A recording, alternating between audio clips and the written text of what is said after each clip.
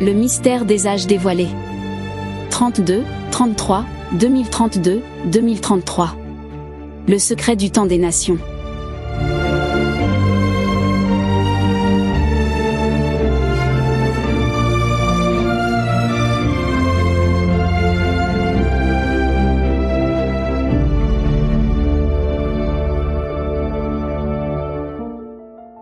Une révélation bouleversante du plan divin à travers les 2000 ans du Messie, les signes célestes et les temps prophétiques annoncés pour notre génération. Les années 32 et 33 ont marqué la croix et la résurrection. Les années 2032 et 2033 annoncent-elles le retour du roi? Découvrez la trame invisible du temps de Dieu, révélée à travers les éclipses, les fêtes bibliques et la prophétie accomplie.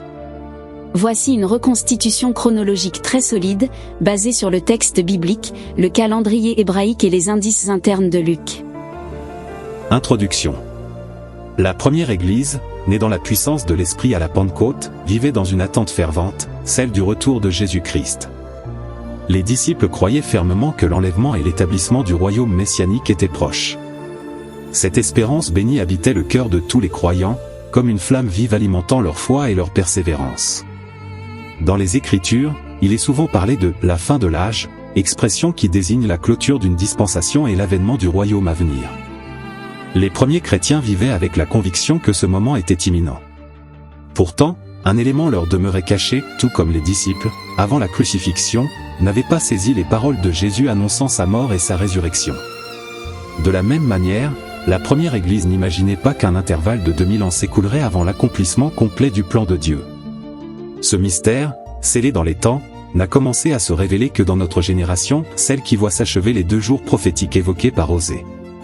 Il nous fera vivre après 2 jours, le 3e jour, il nous relèvera, et nous vivrons devant lui, Osée 6, 2. Nous arrivons aujourd'hui à la fin de ces 2 jours prophétiques, au seuil du 3e, celui du règne du Messie. C'est pourquoi il est précieux d'observer les marqueurs de temps que Dieu a placés dans le ciel comme des témoins silencieux. Les éclipses lunaires ou lunes de sang, survenues lors des années 32 et 33 après Jésus-Christ, et qui reviendront, de manière frappante, en 2032 et 2033. Ces signes ne sont pas de simples coïncidences astronomiques. Ils rappellent les événements du calvaire et annoncent le retour glorieux de celui qui fut transfiguré sur la montagne, crucifié au milieu des ténèbres, et qui reviendra dans la gloire du royaume. 1. Le service de Zacharie dans le temple. Luc 1, 5 précise.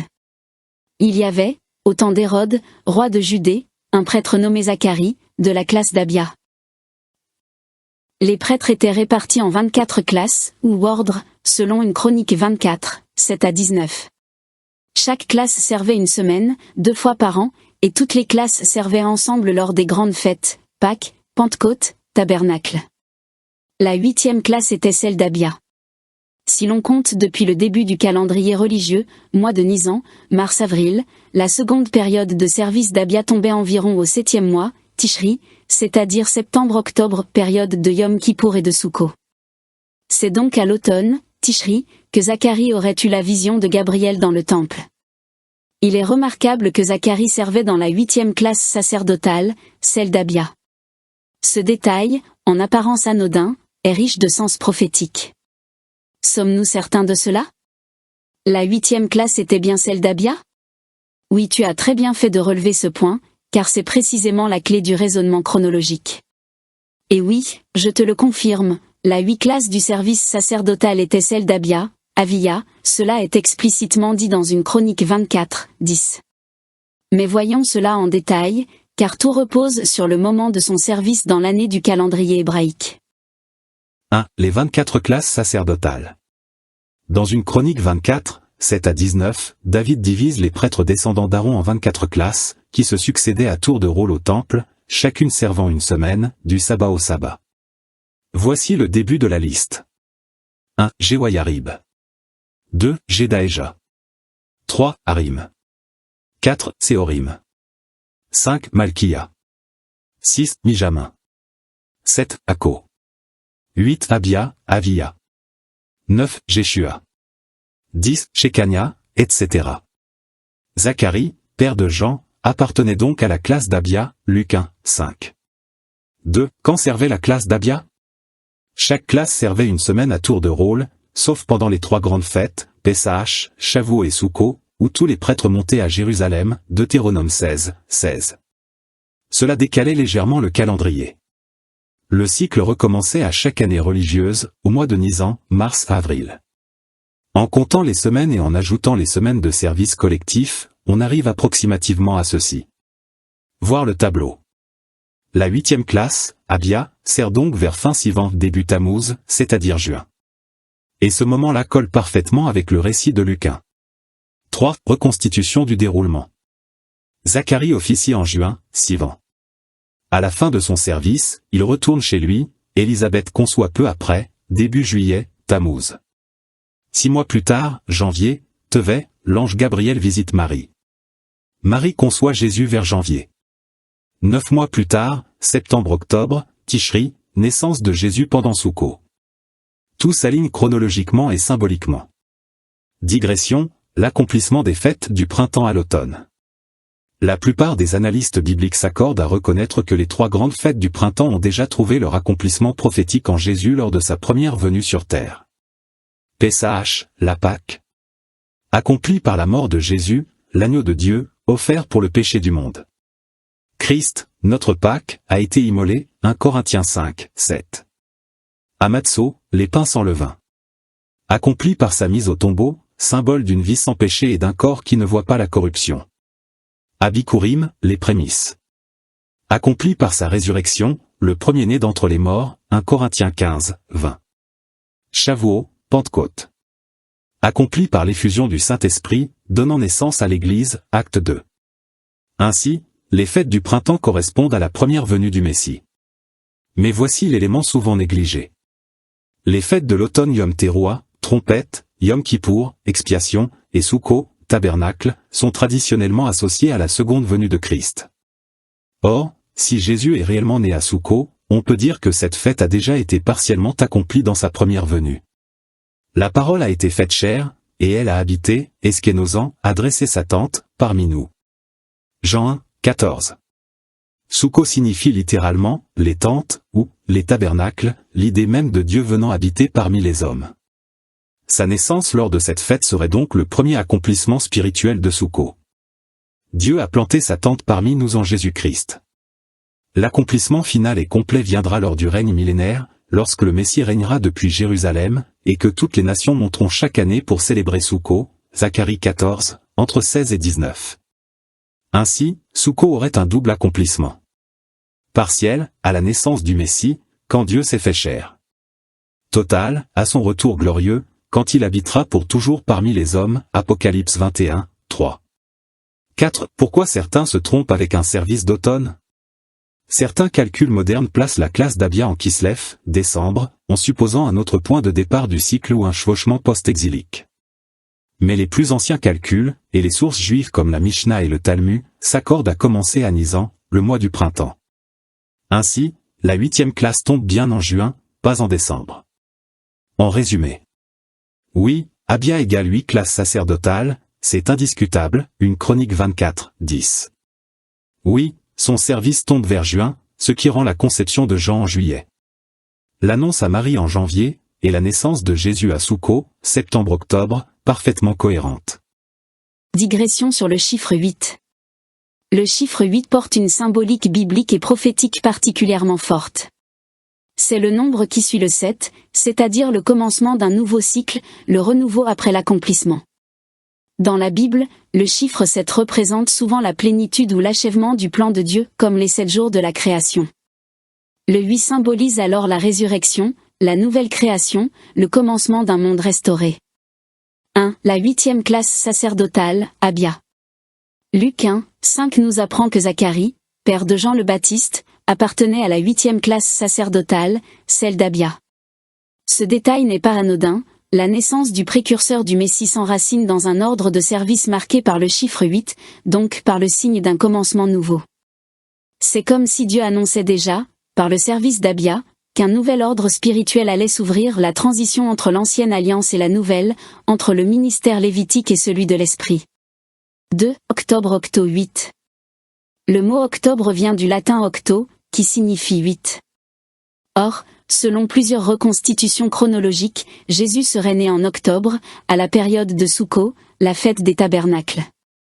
Cette coïncidence linguistique et symbolique est fascinante.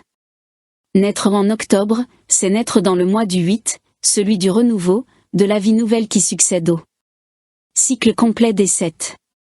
Cela s'accorde parfaitement avec la mission du Christ. Apporter une nouvelle création, un nouvel homme, une nouvelle alliance. 3. Le 8 et la résurrection. Jésus est ressuscité le premier jour après le sabbat, autrement dit le 8e jour, symbole du nouveau commencement. Dans la circoncision, l'enfant mâle était consacré à Dieu le 8e jour, Genèse 17, 12, marque d'une entrée dans l'alliance. 8 personnes furent sauvées dans l'arche de Noé, 1 Pierre 3, 20, inaugurant une nouvelle humanité après le jugement. Ainsi, dans toute l'Écriture, le 8 évoque ce qui vient au-delà du temps, après le repos, dans la vie éternelle. 4. Le 8, chiffre de l'éternité. Sur le plan symbolique, le 8 couché forme le signe, l'infini. Cela rappelle que le plan de Dieu ne s'arrête pas aux 7 jours, le règne millénaire, mais qu'il s'ouvre sur l'éternité, sur la nouvelle Jérusalem et le royaume sans fin. Le 8 représente donc le jour éternel qui suit les 7000 ans d'histoire humaine, le début de l'ère éternelle où Dieu sera tout en tous, 1 Corinthiens 15, 28. 5. Synthèse. Ainsi, le chiffre 8 relie la naissance de Jésus, le service d'Abia, et la dimension prophétique du royaume. Il annonce la fin d'un cycle et le commencement d'un autre. Il unit la révélation de l'ancienne alliance à l'accomplissement messianique. Il ouvre la perspective du monde nouveau, celui de la résurrection et de la vie éternelle. 2. Le service de Zacharie et la conception de Jean. Zacharie, de la 8e classe d'Abia, officie selon une chronique 24, 10. Si on prend comme base le calendrier sacerdotal, chaque classe servant une semaine, 2 fois par an, plus les 3 grandes fêtes où tous servaient, on peut estimer. Premier service d'Abia, vers juin, Sivan, deuxième service d'Abia, vers décembre, Kislev. Si Zacharie sert en juin, il rentre chez lui fin juin, et Élisabeth conçoit début juillet. Jean naîtra alors 9 mois plus tard, soit mars-avril, Nisan. 6 mois après la conception de Jean, janvier, Gabriel visite Marie. Cela place donc la conception de Jésus en janvier, et sa naissance en septembre-octobre, au moment de Soukhot. Et là, tout concorde parfaitement. 3. Le bon enchaînement des événements. Ce tableau résume les événements et leur accomplissement selon les mois approximatifs tout en mentionnant les détails. 4. Symbolisme spirituel. Ce scénario devient alors d'une beauté prophétique remarquable. Jean, le précurseur, né à Pessah, la Pâque, période où on se souvient de l'agneau sacrifié, il vient préparer le peuple à la repentance et à la venue du Messie. Jésus, l'agneau de Dieu, né à Soukhot, la fête où Dieu habite parmi les hommes. Et la parole a été faite chair, et elle a habité, eskénosan égale à tabernaclé, parmi nous, Jean 1, 14. Tout s'aligne. Chronologiquement, la conception en janvier correspond parfaitement à une naissance en septembre-octobre. Et symboliquement, ces 2 naissances sont liées aux 2 fêtes les plus riches de sens messianique. Pessah et Soukhot. Conclusion. Si l'on veut être à la fois juste sur le plan astronomique et biblique, la conception de Jésus doit être placée en janvier, Tevet, et sa naissance en septembre-octobre, Tishri, pendant la fête de Soukhot. Ce décalage de 6 mois entre Jean et Jésus n'est pas un simple détail chronologique, mais une clé prophétique. On retrouve cette même logique de transition dans plusieurs passages des Écritures. Très belle question et très fine observation. Oui, cet écart de 6 mois entre Jean et Jésus n'est pas un simple détail chronologique. Il s'inscrit dans une constante biblique symbolique qui revient à plusieurs reprises dans les Écritures. Voici quelques exemples et correspondances intéressantes. 1. Jean et Jésus, le passage d'une saison à une autre. Jean le Baptiste naît 6 mois avant Jésus, Luc 1, 26 et 36. Cela symbolise la transition entre 2 alliances, Jean clôt l'ancienne, Jésus inaugure la nouvelle. 6 mois, c'est un demi-cycle annuel, le passage de la lumière décroissante, Jean, il faut qu'il diminue, à la lumière croissante, Jésus, et que moi, je croisse. Ce décalage illustre le passage de l'hiver spirituel à la lumière du printemps messianique. 2. Moïse et Josué, succession différée. Moïse conduit le peuple jusqu'aux portes du pays promis, mais c'est Josué, Yehoshua, même racine que Jésus, qui le fait entrer. Il y a un décalage de temps, une période d'attente, entre la fin du ministère de l'un et le commencement de l'autre. Ce principe du relais différé correspond symboliquement à ces 6 mois de transition entre Jean et Jésus. 3. Les fêtes de l'Éternel, 2 saisons principales.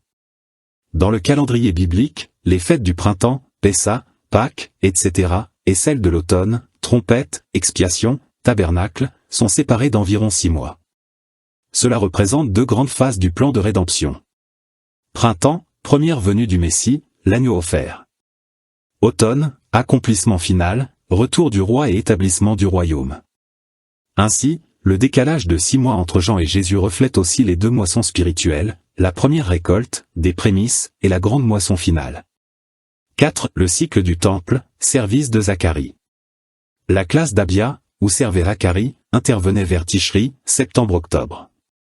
6 mois plus tard, lors de l'annonciation à Marie, vers Nissan, mars-avril, l'ange Gabriel lui parle. Encore une fois, 6 mois séparent l'annonce du précurseur et celle du Messie, ce qui montre un modèle prophétique ordonné, voulu de Dieu. Sens spirituel du chiffre 6 dans ce contexte. Le chiffre 6, dans la Bible, est celui de l'homme, du travail inachevé, et de l'attente du repos, le 7 jours. Ainsi, ces 6 mois marquent le temps de l'homme, de la préparation, de l'effort, de la repentance, Jean, avant que vienne le repos et l'accomplissement en Jésus, le 7 jours spirituel.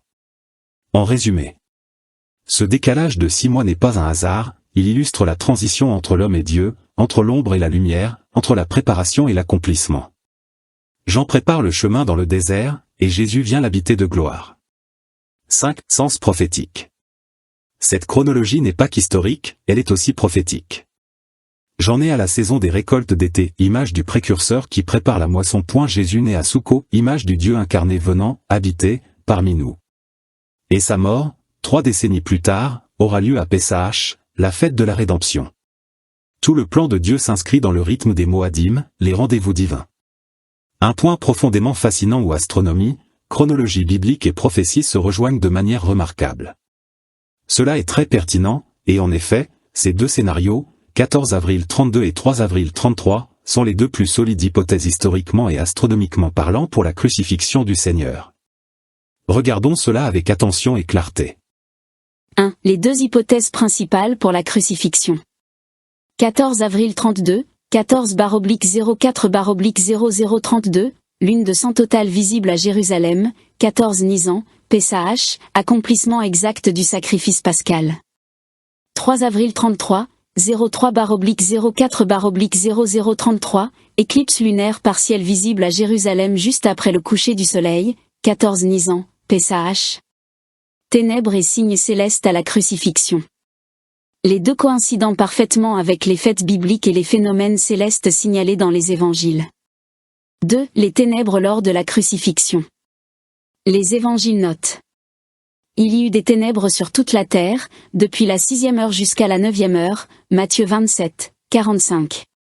Cela correspond à environ midi à 15 heures, un phénomène inexpliqué par une simple éclipse solaire, car la Pâque tombe à pleine lune, quand une éclipse solaire naturelle est impossible. Mais une éclipse lunaire, visible au coucher du soleil, donc après la mort de Jésus, aurait coloré la lune en rouge, juste comme Pierre le citera plus tard. Le soleil se changera en ténèbres, et la lune en sang, avant que vienne le grand et terrible jour du Seigneur, Joël 2, 31 Acte 2, 20. L'évangile de Luc, 23, 44 à 45, dit même littéralement. Le soleil fut obscurci, et le voile du temple se déchira au milieu.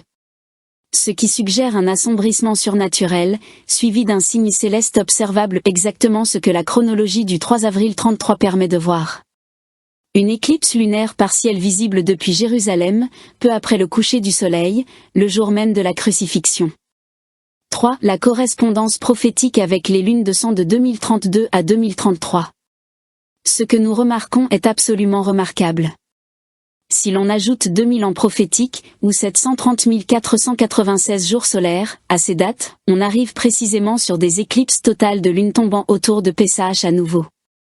Crucifixion possible plus 2000 ans, ou 730 496 jours. Événements célestes correspondants. 14 avril 0032, 25 avril 2032, lune de sang totale. 3 avril 0033, 14 avril 2033, lune de sang totale. Ces deux lunes de sang sont réelles, astronomiquement confirmées, et coïncidant encore une fois avec la période de Pessah. On a donc un cycle parfait. Pessah lune de sang 2000 ans Pessah lune de sang. Ce qui rejoint magnifiquement la parole d'Osée 6, de citer. En 2 jours il nous fera revivre, le 3e jour il nous relèvera, et nous vivrons devant lui. 2 jours prophétiques de 1000 ans chacun, psaume 90, 4/2 Pierre 3. N'en croyant pas ses yeux, depuis la croix jusqu'à notre génération. Et le 3e jour, celui du règne du Messie, approche. 4 lectures spirituelles et prophétiques. La mort de Jésus est associée à une obscurité soudaine et une lune rouge. Signe de jugement et de rédemption. Les éclipses de 2032 à 2033 rappellent ces mêmes signes à la génération qui verra le retour du roi. Ces 2 années marquent aussi la fin des 2 jours prophétiques, ouvrant la porte au 3e jour, celui de la résurrection universelle et du règne messianique. Tout cela donne un sens saisissant aux paroles de Jésus. Aujourd'hui et demain, j'accomplis des guérisons, et le 3e jour je suis rendu parfait. Luc 13, 32. Et à la prophétie d'Osée.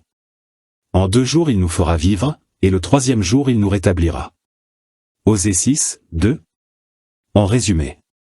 Le 14 avril 32 et le 3 avril 33 sont les 2 dates astronomiquement exactes possibles pour la crucifixion. Chacune se relie à une lune de sang visible à Jérusalem. 2000 ans plus tard, presque jour pour jour, les mêmes signes célestes se reproduisent. Ce n'est probablement pas une coïncidence, mais un marqueur prophétique du plan divin à grande échelle. Concordance des cycles et durées prophétiques. Il est en effet très significatif que les 730 496 jours, exactement 2000 ans solaires, séparent 2 éclipses lunaires totales. Ce chiffre n'est pas arbitraire, il témoigne d'une harmonie céleste parfaite entre les cycles astronomiques et les cycles prophétiques, comme si les horloges du ciel avaient été programmées pour marquer ces intervalles clés de l'histoire du salut. Note préliminaire. Avant d'aborder les 2 hypothèses qui suivent, il est important de rappeler qu'il ne s'agit pas ici d'affirmations absolues, mais de possibilités cohérentes fondées sur des repères astronomiques et bibliques. Les dates présentées ne constituent pas une certitude, mais plutôt des jalons de réflexion destinés à nous aider à discerner les signes des temps et la cohérence prophétique de l'ensemble des Écritures. L'essentiel demeure de reconnaître la main de Dieu dans l'histoire et dans les cycles célestes qu'il a lui-même ordonnés. Plan à mort de Jésus le 14 avril 0032. 1. Base astronomique et symbolique.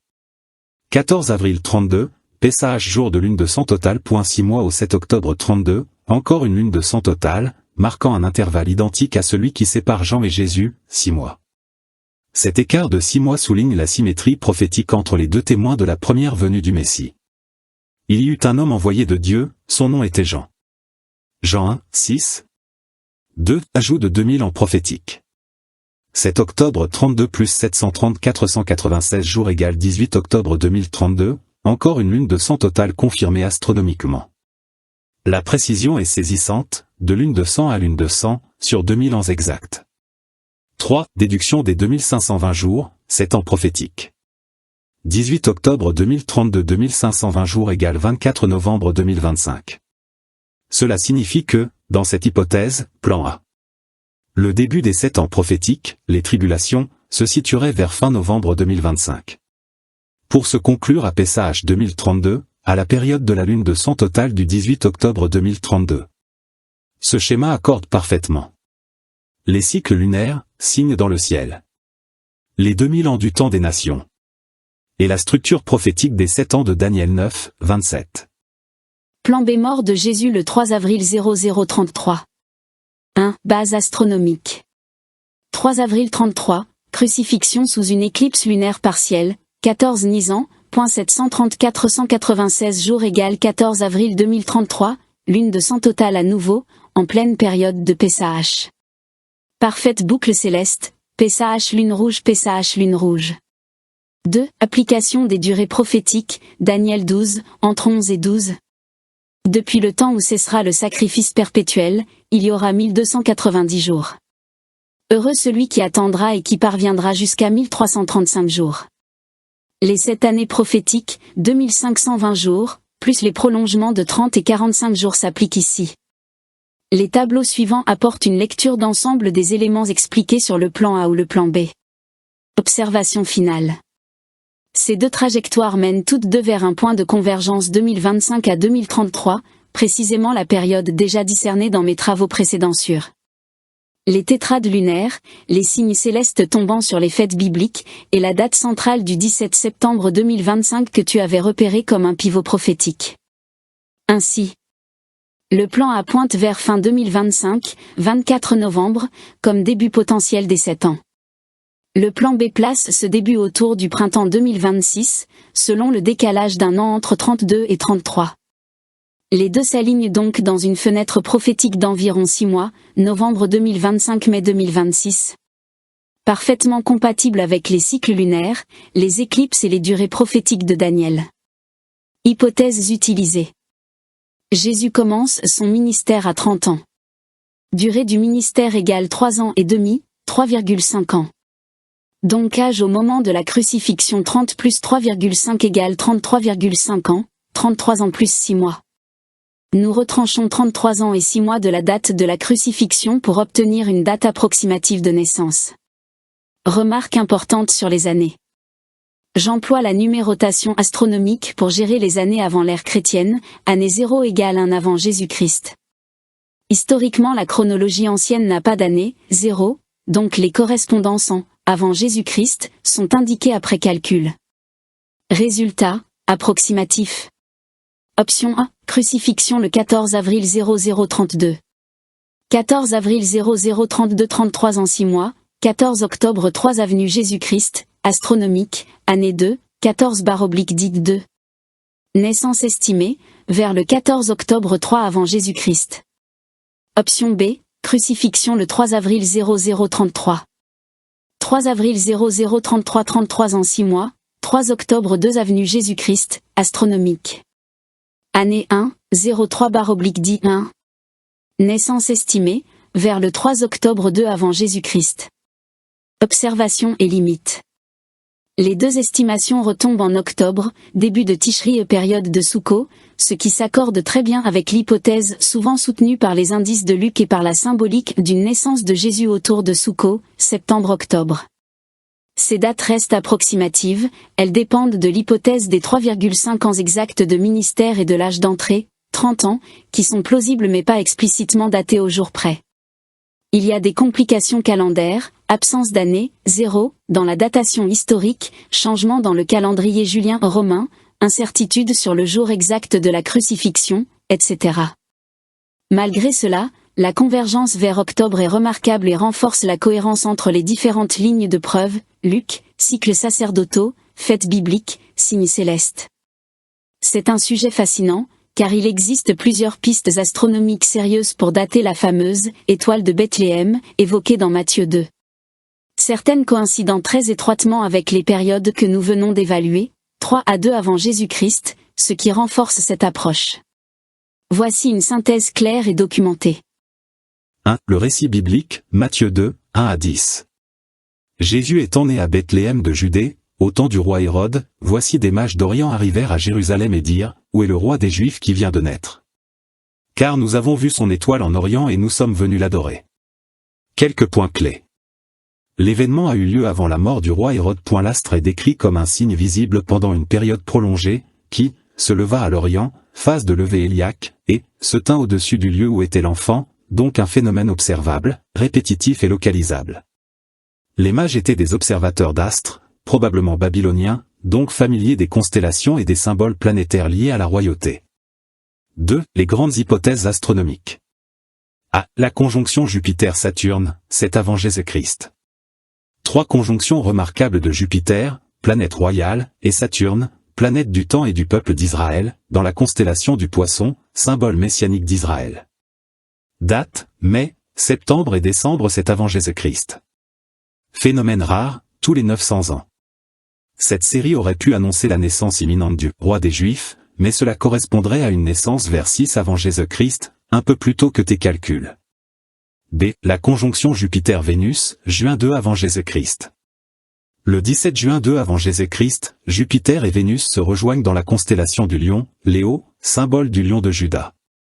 Les deux planètes deviennent si proches qu'elles semblent fusionner en un seul astre très brillant, visible à l'œil nu depuis Babylone et Jérusalem. Ce phénomène a eu lieu au couchant, dans la direction de Bethléem depuis Jérusalem. Cela coïncide exactement avec l'hypothèse d'une naissance de Jésus à l'automne 3 à 2 avant Jésus-Christ. Jupiter continuera ensuite sa trajectoire en entrant en mouvement rétrograde, donnant l'impression de s'arrêter dans le ciel, ce qui correspond mot pour mot à Matthieu 2, 9. L'étoile qu'ils avaient vue en Orient allait devant eux, jusqu'à ce qu'elle s'arrête au-dessus du lieu où était l'enfant. Cette option est considérée aujourd'hui comme la plus probable par de nombreux chercheurs bibliques et astronomes. C'est une nova ou supernova. Certains ont proposé une nouvelle étoile, nova, apparition soudaine d'un astre inconnu. Des chroniques chinoises et coréennes mentionnent une nouvelle étoile, vers 5 à 4 avant J. C'est visible plusieurs semaines. Moins compatible avec les textes, car la nouvelle étoile n'est pas mentionnée comme un objet nouveau, mais comme un signe interprété. Un phénomène symbolique angélique. Certains pères de l'Église voyaient l'étoile comme une manifestation surnaturelle, une lumière guidée directement par Dieu, comme la nuit ou la colonne de feu dans l'Exode. Cela n'exclut pas un phénomène céleste concomitant, servant de repère visible pour les mages. 3. Croisement avec les deux hypothèses. Plan A, conjonction Jupiter-Saturne, c'est avant Jésus-Christ, déjà passé, mais Jupiter-Vénus, 2 avant Jésus-Christ, visible comme signe postérieur aux mages arrivant après la naissance. Plan B, conjonction Jupiter-Vénus, 17 juin 2 avant Jésus-Christ, puis station de Jupiter au-dessus de Bethléem fin 2 avant Jésus-Christ, décembre, parfaitement aligné avec Matthieu 2. L'étoile des mages, un signe céleste guidé par Dieu. L'étoile qui guida les mages, Matthieu 2, 1 à 10, n'était probablement pas une étoile ordinaire. Le texte grec utilise le mot « astère », qui peut désigner aussi bien une étoile qu'un phénomène lumineux céleste d'origine surnaturelle. Les mages, des savants venus de l'Orient, probablement de la région de Babylone ou de Perse, observaient attentivement le ciel. Ils connaissaient les prophéties de Daniel, qui avait vécu parmi leurs ancêtres, annonçant la venue du roi du peuple juif vers la fin d'un cycle prophétique. Beaucoup d'astronomes et d'historiens bibliques pensent que le phénomène céleste qu'ils ont vu pouvait être une conjonction planétaire rare, notamment celle de Jupiter et Saturne dans la constellation du Lion, Léon, vers l'an 2 avant Jésus-Christ, symbole du lion de Juda, ou encore une série d'éclats lumineux, nova ou comètes, apparaissant et se déplaçant lentement dans le ciel sur plusieurs mois. Mais le texte biblique précise un élément surnaturel. L'étoile, qu'ils avaient vue à l'Orient, allait devant eux, jusqu'à ce qu'étant arrivée, elle s'arrêta au-dessus du lieu où était l'enfant, Matthieu 2, 9. Ce comportement n'est pas celui d'un astre physique naturel, mais plutôt d'une manifestation divine visible dans le ciel, une lumière dirigée par Dieu lui-même, semblable à la colonne de feu qui guidait Israël dans le désert. Elle allait devant eux, les conduisant précisément à Bethléem, et s'arrêta au-dessus de la maison où se trouvait l'enfant. Ainsi, on peut dire que les mages ont suivi les repères astronomiques réels qu'ils connaissaient, confirmant la prophétie du roi des Juifs, puis la direction précise vers Bethléem leur a été donnée par une lumière surnaturelle, guidée par l'Esprit de Dieu, pour les conduire exactement là où se trouvait le Messie. Cette combinaison du signe céleste naturel et du signe miraculeux divin illustre magnifiquement l'union du visible et de l'invisible. Dieu parle à travers la création, mais c'est son esprit qui révèle le sens spirituel et conduit à Christ. Conclusion synthétique. La conjonction Jupiter-Vénus du 17 juin 2 avant Jésus-Christ, suivie de la station de Jupiter en décembre de la même année, offre la meilleure concordance astronomique, biblique et chronologique. Elle place la naissance de Jésus autour de septembre, octobre 3 à 2 avant Jésus-Christ, soit pendant Soukhot, période de la venue de Dieu pour habiter parmi les hommes, parfaitement cohérente avec Jean 1, 14. Et la parole a été faite chair, et elle a habité, dressé sa tente, parmi nous. Il y a effectivement une différence entre le calendrier historique, civil, que nous utilisons et le compte astronomique des années. Voyons cela simplement. 1. Différence entre les deux systèmes. Dans le calendrier historique, civil ou biblique, on passe directement de l'an 1 avant Jésus-Christ à l'an 1 après Jésus-Christ et il n'y a pas d'an 0. Mais dans le calcul astronomique moderne, les astronomes incluent un an 0 pour simplifier les calculs continus des éclipses, des cycles lunaires et planétaires. Ainsi, calendrier historique, calendrier astronomique, regardez le tableau. 2. Application à la naissance de Jésus. Donc, si Jésus est né vers octobre 3 avant Jésus-Christ, civil, cela correspond en notation astronomique à l'année -2. Et si tu considères septembre ou octobre 2 avant Jésus-Christ, cela devient année -1 dans les calculs astronomiques. C'est important, car les logiciels d'astronomie modernes, comme Stellarium, Sky Safari, ou NASA Horizon, demandent l'année astronomique. Si tu entres -2 dans ces logiciels, tu verras les conjonctions de Jupiter et Vénus de juin à décembre -2, soit 3 à 2 avant Jésus-Christ civil. 3. Confirmation par le ciel. En astronomie, la fameuse conjonction Jupiter-Vénus visible depuis Jérusalem eut lieu le 17 juin -1, astronomique, soit 17 juin 2 avant Jésus-Christ civil.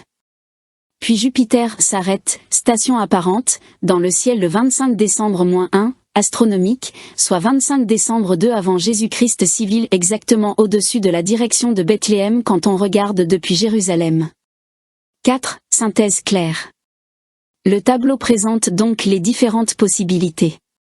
Entre l'année -2 et -1. La durée prophétique des tribulations, comprendre les 7 années annoncées. La parole de Dieu parle d'un temps de détresse unique dans toute l'histoire du monde. Il y aura alors une grande tribulation, telle qu'il n'y en a point eu depuis le commencement du monde jusqu'à présent, et qu'il n'y en aura jamais, Matthieu 24, 21. Cette période est aussi appelée le temps de détresse de Jacob, Jérémie 30, 7. Les prophètes Daniel et Jean, dans l'Apocalypse, nous donnent des repères précis pour en comprendre la durée. Les 7 années de tribulation. Le prophète Daniel annonce une dernière semaine, ou période de 7 ans, déterminée pour Israël et pour le monde.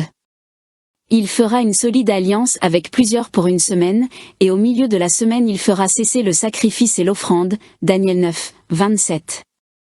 Cette dernière semaine prophétique de 7 ans sera divisée en 2 périodes égales de 3 ans et demi, correspondant à 1260 jours chacune, selon le calendrier prophétique de 360 jours par an.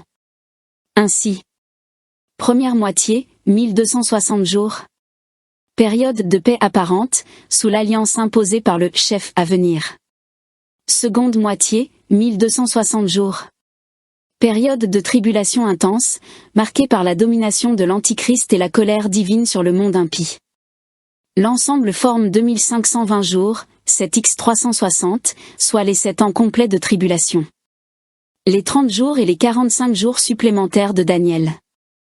Daniel reçoit ensuite une révélation précise sur 3 durées distinctes. Depuis le temps où cessera le sacrifice perpétuel, et où sera dressée l'abomination du dévastateur, il y aura 1290 jours. Heureux celui qui attendra, et qui arrivera jusqu'à 1335 jours.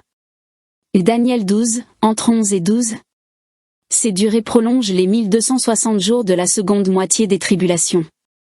1260 jours, règne actif de l'Antichrist jusqu'à son jugement. Plus 30 jours égale 1290 jours, période de transition, probablement liée au nettoyage du sanctuaire, au jugement des nations, Matthieu 25, 31 à 46, et à la restauration d'Israël. Plus 45 jours supplémentaires égale 1335 jours, temps de bénédiction où le royaume millénaire est établi.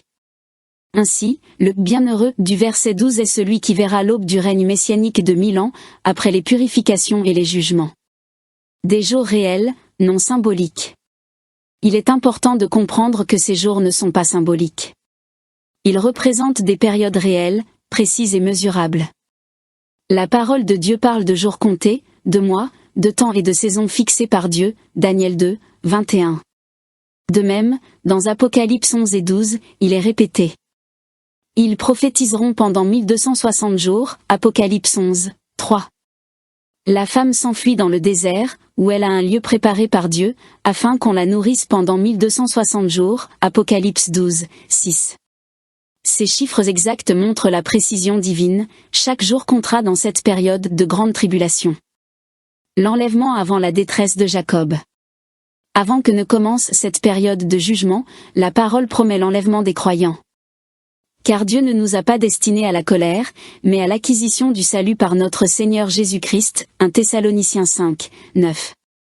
Je te garderai à l'heure de la tentation qui va venir sur le monde entier, Apocalypse 3, 10. L'Église de Jésus-Christ, son épouse, sera enlevée avant que la colère divine ne s'abatte sur la terre. Ce sera le début des tribulations de Jacob, centrées sur Israël et sur les nations rebelles. Les 2 témoins d'Apocalypse 11. Pendant cette période, 2 témoins se lèveront à Jérusalem. Je donnerai à mes 2 témoins le pouvoir de prophétiser, revêtus de sacs, pendant 1260 jours, Apocalypse 11, 3. Leur ministère couvrira la première moitié ou le début de la seconde moitié de la tribulation. Ils accompliront des signes puissants et appelleront le monde à la repentance avant d'être mis à mort, puis ressuscités par Dieu. Certains croient déjà que ces 2 témoins sont sur le point d'être révélés ou même qu'ils se préparent déjà en secret, selon plusieurs signes actuels dans le monde. En résumé, ces repères, voire tableaux, nous montrent la perfection du plan de Dieu et la précision de son calendrier prophétique. Nous vivons aujourd'hui aux portes de ces événements. Le temps de la grâce touche à sa fin, et le jour du Seigneur approche. Conclusion, le cœur du message. À travers cette étude, nous avons parcouru un chemin qui relie les temps anciens au temps de la fin, en contemplant l'extraordinaire cohérence des plans de Dieu. Depuis l'annonce faite à Zacharie dans le temple, la naissance de Jean le Baptiste, jusqu'à celle de Jésus à Bethléem, tout témoigne d'un Dieu de précision et d'amour, qui agit selon des temps fixés d'avance. Les signes célestes, les fêtes bibliques et même les cycles lunaires ne sont pas là pour nourrir une curiosité intellectuelle, mais pour nous rappeler la fidélité du Créateur. Celui qui a accompli les fêtes du printemps à sa première venue accomplira les fêtes de l'automne lors de son retour. Aujourd'hui, nous vivons à la fin du second jour prophétique à l'aube du troisième, celui où nous vivrons devant lui, Osée 6, 2. Les éclipses, les alignements et les événements du monde ne sont que des échos de ce que le Saint-Esprit murmure au cœur de l'Église. Prépare-toi, car l'époux vient. Mais l'essentiel demeure dans la relation personnelle avec le Seigneur. La connaissance des temps n'a de valeur que si elle conduit à la repentance, la foi et l'amour de Jésus-Christ. C'est pourquoi chaque lecture, chaque signe, chaque calcul, doit nous ramener à cette question simple. Suis-je prêt à le rencontrer ? Revenons donc à lui, dans l'humilité et la confiance, comme l'exhorte le prophète. Venez, nous retournerons vers YHWH. Oui, il a déchiré, mais il nous guérira. Il a frappé, mais il nous bandera. En 2 jours, il nous fera vivre. Et le 3e jour, il nous rétablira. Et nous vivrons en face de lui. Osée 6, 1-2. Et comme Jésus l'a dit. Voici, je chasse les démons et j'accomplis des guérisons aujourd'hui et demain. Et le 3e jour, je suis rendu parfait. Luc 13, 32. Prière du cœur. Si tu sens dans ton cœur l'appel du Seigneur aujourd'hui, ne détourne pas ton regard. La parole dit. Voici, c'est maintenant le temps favorable, voici, c'est aujourd'hui le jour du salut, 2 Corinthiens 6, 2. Dieu te tend la main avec amour. Il ne désire pas la condamnation, mais la restauration. Il veut te laver, te pardonner et te donner une vie nouvelle par son esprit. Le choix t'appartient, et c'est maintenant que tu peux dire. Seigneur Jésus, je reconnais que j'ai péché et que j'ai vécu loin de toi. Je viens à toi tel que je suis, et je te demande pardon. Je crois que tu es mort pour moi sur la croix, et que tu es ressuscité pour me donner la vie éternelle. Viens dans mon cœur, Seigneur, renouvelle-moi, et révèle-moi l'amour du Père. À partir d'aujourd'hui, je choisis de te suivre, de marcher avec toi. Et de vivre pour toi dans la vérité et la lumière. Amen. Le Seigneur entend cette prière sincère. Si tu l'as prononcée du fond du cœur, sache qu'il t'accueille dès maintenant comme son enfant. C'est le commencement d'une vie nouvelle, une marche de foi, d'espérance et d'amour, dans l'attente de son retour glorieux. Un mois supplémentaire pour un temps supplémentaire. Le mystère du 13e mois. Cette question touche un point souvent méconnu mais essentiel pour comprendre le calendrier biblique et prophétique. Voici une explication claire et structurée. 1. Pourquoi les Juifs ajoutent un 13e mois ? Le calendrier biblique, ou hébraïque, est lunaire solaire, c'est-à-dire qu'il tient compte à la fois des phases de la Lune, mois de 29 ou 30 jours, et du cycle du Soleil, année de 365 jours environ. Une année lunaire compte environ 354 jours, 12 mois lunaires de 29,5 jours, donc 11 jours de moins qu'une année solaire.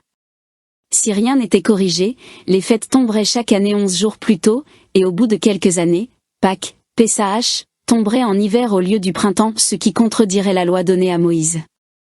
Solution, ajouter un 13 mois, appelé Adar 2, environ tous les 2 à 3 ans, pour réaligner le calendrier lunaire avec l'année solaire. 2. Comment ce 13e mois est déterminé? Le calendrier juif suit un cycle de 19 ans, appelé le cycle métonique, découvert aussi par les Babyloniens. Dans ces 19 ans, cette année comporte un 13e mois, 12 années comportent 12 mois. Le mois supplémentaire est inséré avant le mois de Nisan, donc après Adar, on a alors Adar I et Adar II. Ce mois permet que Pessah, la Pâque, tombe toujours au printemps, après l'équinoxe de mars. 3. Le lien avec la Torah. Dans Exode 12, 2, Dieu dit: Ce mois-ci sera pour vous le premier des mois de l'année, parlant du mois de Nisan, mois de la sortie d'Égypte. Or, ce mois devait être lié à la moisson d'orge et à la maturité des récoltes, Deutéronome 16, 1. Ainsi, si les récoltes étaient en retard, par un hiver plus long, les anciens ajoutaient un mois pour ne pas célébrer Pessah avant le temps des moissons. C'était une observation agraire et astronomique, non une simple règle fixe. 4. Le 13e mois et les cycles prophétiques. Sur le plan prophétique, ce mois intercalaire ne rompt pas la continuité des cycles de 7 ans, Shemitah, ou de 50 ans, Jubilé, car le calcul du Jubilé et de la Shemitah se base sur des années solaires, pas lunaires. Le 13e mois n'ajoute pas une année, il ne fait que réaligner le calendrier lunaire à l'année solaire. En d'autres termes, le mois supplémentaire maintient la cohérence entre les cycles célestes et les saisons fixées par Dieu, mais il ne modifie ni les cycles de 7 ans, ni le compte du Jubilé. 5. Sens spirituel et prophétique. Ce réajustement est une image spirituelle. Le temps des hommes, lune, a besoin d'être réajusté au temps de Dieu, soleil, comme la lune reflète la lumière du soleil, le peuple de Dieu doit se réaligner périodiquement à la lumière divine pour rester dans le bon, kéro, le temps opportun du Seigneur. En résumé. Type de calendrier, lunaire solaire. Durée d'une année lunaire, 354 jours. Écart avec l'année solaire, 11 jours. Correction, ajout d'un 13e mois, Adar 2, 7 fois tous les 19 ans. Objectif, garder Pessah au printemps. Lien avec Shemitah Jubilé, aucun changement des cycles de 7 ou 50 ans. Signification spirituelle, réalignement du temps humain avec le temps divin. Cela touche à la structure prophétique du temps. Voyons cela point par point. Oui, le 13e mois a une valeur symbolique et prophétique très intéressante, mais pas un rôle déclencheur du jubilé au sens strict. Voici l'explication détaillée. 1. Le 13e mois, un ajustement, non un signe direct. Le mois intercalaire, Adar 2, est un ajustement astronomique, il permet au calendrier lunaire de rester aligné avec les saisons solaires. Donc techniquement, ce 13e mois n'a aucun effet direct sur les cycles sabbatiques, 7 ans, ni sur le compte du jubilé, 50 ans. Ces cycles sont comptés en années pleines, peu importe le nombre de mois à l'intérieur. En clair, même si une année comporte 13 mois, elle reste considérée comme une seule année dans le compte du jubilé. 2. Mais sur le plan symbolique, oui, c'est un indice intéressant. Le 13e mois apparaît lorsque le temps naturel, lunaire, s'est écarté du temps parfait, solaire. C'est donc un mois de réajustement, de rétablissement de l'ordre. Or, que représente le jubilé? Le jubilé est précisément le grand réajustement divin. Les dettes sont effacées, les esclaves libérés, les héritages restitués, et la terre se repose. Ainsi, sur le plan spirituel, le 13e mois préfigure l'esprit du jubilé, un temps où Dieu remet les choses en ordre, où il rétablit les saisons justes, où il accorde un délai de grâce avant un nouveau cycle. 3. Un indice dans les cycles célestes. Certains chercheurs messianiques et astronomes bibliques ont remarqué que, souvent, l'année d'un jubilé ou d'un événement prophétique majeur tombe après une ou 2 années comportant un mois supplémentaire. Exemple, avant la crucifixion, entre 30 et 33, il y eut un ajustement calendaire. Avant la guerre des 6 jours, 1967, le calendrier hébraïque a connu un Adar 2. Autour des années 2023 à 2024, nous avons également un année embolismique, avec 13 mois. Certains y voient un signal discret, comme si Dieu ralentissait le temps humain avant une bascule majeure. 4. Le 13e mois et la restauration messianique. Dans la symbolique biblique, le chiffre 12 représente la plénitude humaine ordonnée, 12 tribus, 12 apôtres, 12 portes, 12 mois, le chiffre 13 dépasse le 12, il évoque la transition vers un ordre nouveau.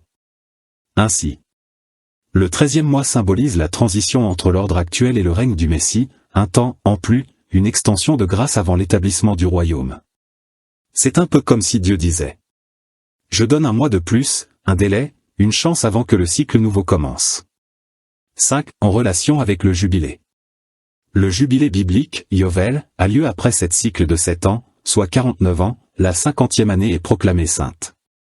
Le 13e mois pourrait donc symboliser la même idée, un temps ajouté, hors du compte normal, pour permettre la remise à zéro, la réconciliation, le retour à la juste position des choses.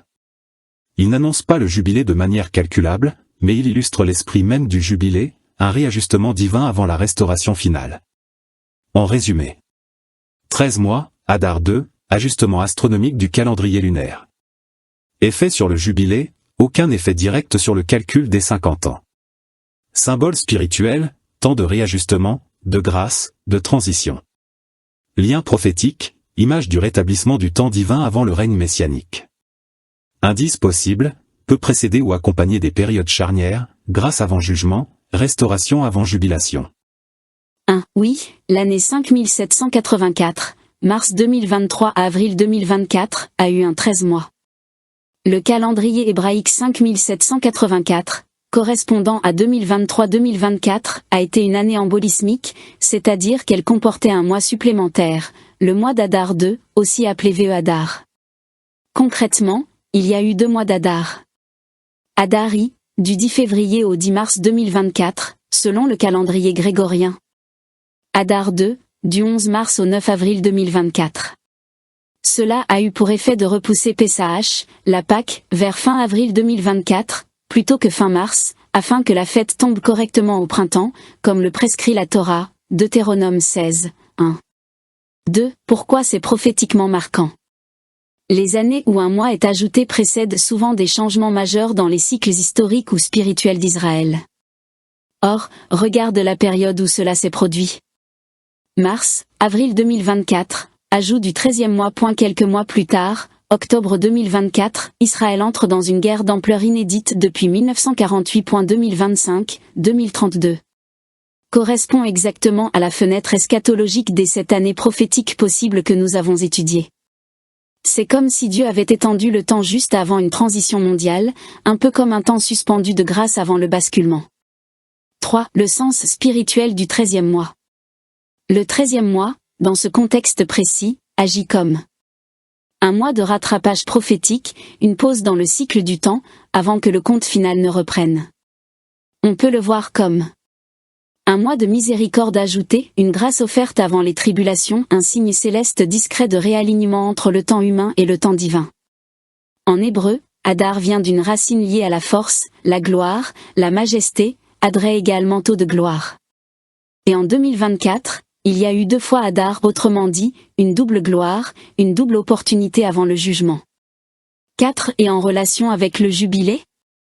Le jubilé, rappelons-le, arrive après 7 cycles de 7 ans, 49 ans. Plusieurs chercheurs bibliques estiment que le cycle du jubilé actuel serait autour de 2025 à 2026, voire 2032 à 2033 selon les comptes depuis 1917, 1948 ou 1967. Le fait que 2024 ait eu un 13 mois juste avant cette période charnière peut être compris comme un signal préparatoire au jubilé prophétique. Dieu allonge le temps avant la grande remise à zéro. En résumé, année 5784, 2023 à 2024, année embolismique avec 13 mois, Adar 2. But astronomique, réaligner le calendrier lunaire avec les saisons solaires. Signification spirituelle, mois de grâce, prolongement du temps, période de miséricorde. Lien prophétique, possible, délai divin, avant les événements majeurs liés à la fin des temps. Proximité du jubilé, oui, signe avant-coureur d'un réajustement global et spirituel. Les calculs des cycles du jubilé ont suscité énormément d'études sérieuses et passionnées au fil des décennies. Voici une explication plus détaillée, claire et nuancée des différentes approches. Plusieurs chercheurs, exégètes et enseignants bibliques ont calculé le cycle du jubilé selon différents repères historiques modernes d'Israël, et ils arrivent à des périodes cohérentes et très révélatrices. Je te détaille ici les 3 repères principaux, 1917, 1948 et 1967, leur fondement biblique et comment cela conduit aux années 2025, 2026 ou 2032-2033. 1. Le jubilé dans la Bible. Le jubilé, Yovel en hébreu, est mentionné dans Lévitique 25, 8 à 13. Tu compteras 7 semaines d'année, 7 fois 7 ans, et les jours de ces 7 semaines d'année feront 49 ans. Vous sanctifierez la 50e année, et vous proclamerez la liberté dans le pays pour tous ses habitants. C'est une année de libération, de retour au patrimoine d'origine, et de remise des dettes. Spirituellement, c'est une image puissante de la rédemption finale, du retour du roi, et de la restauration du royaume, le millénium. Dans Lévitique 25, Dieu institue un cycle divinement parfait. Après 7 cycles sabbatiques, 7 fois 7 ans égale 49 ans, le 50 années devait être proclamé comme l'année du jubilé, Yovel. C'était un temps de libération, de restitution et de renouveau complet. Les esclaves étaient libérés, les dettes effacées, les terres restituées à leurs propriétaires d'origine, et le peuple était invité à revenir à ses racines. C'est donc un symbole d'une restauration totale, à la fois économique, spirituelle et nationale, et prophétiquement, cela annonce le rétablissement du royaume de Dieu sur terre. 2. 3 points de repère historiques majeurs. Les chercheurs bibliques ont remarqué que certains événements fondateurs d'Israël semblent s'aligner précisément sur des cycles de jubilé. Voici les 3 plus souvent cités. A. Depuis 1917 la déclaration Balfour. Le 2 novembre 1917, le Royaume-Uni publie la déclaration Balfour, promettant la création d'un foyer national juif en Palestine. Cet acte marque le début du retour prophétique d'Israël sur sa terre, après près de 1900 ans d'exil. Si on compte 102 jubilés, depuis 1917. 1917 plus 50 égale 19 671 1917 plus 100 égale 2017, année du centenaire de Balfour. Mais si on poursuit avec le compte des jubilés. 1917 plus 107 ans, 2 fois 49 plus 9, selon le calcul hébraïque réel, 2024 à 2025. Ce qui amène 2025 à 2026 comme fin d'un cycle jubilaire possible, juste avant la période des 7 années de tribulation selon plusieurs lectures prophétiques. B. Depuis 1948 la restauration d'Israël. Le 14 mai 1948, Israël redevient une nation. C'est une date prophétique majeure. Ézéchiel 37 s'accomplit partiellement, le retour des ossements desséchés à la vie. Si on compte un jubilé, 50 ans. 1948 plus 50 égale 1998. 2 jubilés, 100, 1948 plus 100 égale 2048. Mais, en suivant les cycles de 49 ans bibliques réels, certains comptent. 1948 plus 49 égale 2026, année possible du début du jubilé ou de la restauration complète. Cela tombe remarquablement en parallèle avec les 2000 ans du ministère du Christ, vers 2025 à 2032, selon les calculs que nous avons faits plus haut. C'est depuis 1967 la libération de Jérusalem. En juin 1967, pendant la guerre des 6 jours, Israël reprend Jérusalem et le mont du Temple. C'est un retour du centre spirituel du peuple juif. En ajoutant un cycle jubilaire, 50 ans. 1967 plus 50 égale 2017. 2017 a été en effet marqué par les 70 ans de 1947, vote de l'ONU pour la création d'Israël. La reconnaissance de Jérusalem par les États-Unis, en 2017-2018. Si on poursuit. 1967 plus 2 cycles de 50 égale 2067. Mais si l'on compte en cycle de 49 ans, biblique, 1967 plus 49 égale 2065. Et la fin du premier cycle de 49 ans tombe donc en 2016-2017, marquant une année charnière avant l'ouverture possible d'un nouveau cycle de 49 ans, 2017 à 2065. Le prochain jubilé, dans cette logique, serait donc vers 2032 à 2033, soit un millénaire prophétique complet depuis la mort et la résurrection du Christ. 3. Les calculs vers 2025 à 2026 et 2032 à 2033. Les chercheurs ont identifié 2 alignements principaux possibles. Hypothèse A, jubilé vers 2025 à 2026. Si l'on considère 1947 à 1948, création d'Israël, comme le début d'un cycle jubilaire.